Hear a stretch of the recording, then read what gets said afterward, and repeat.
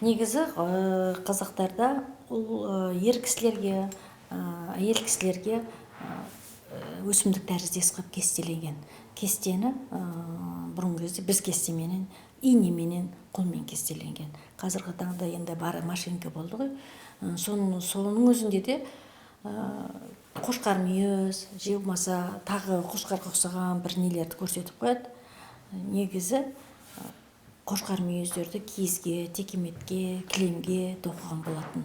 Ал біз киімге өзіміздің өсімдік тәріздес қылып салуымыз керек. Мінекей мына қолында тұрған неде өсімдік тәріздес ер кісінің несі шапанына салынған мінекей.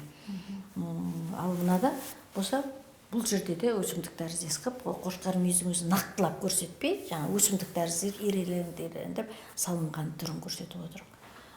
Мен айтар едім, осы ұлттық киім тіккендерге мүмкіндігінше өзіміздің атадан балаға мирас болып келе жатқан өсімдік тәріздес қызғалдақ, жаңағы қызғалдақ, тюльпандар бар ғой, соларды кәдімгі өсімдік тәріздесті салғанға кеңес берер едім.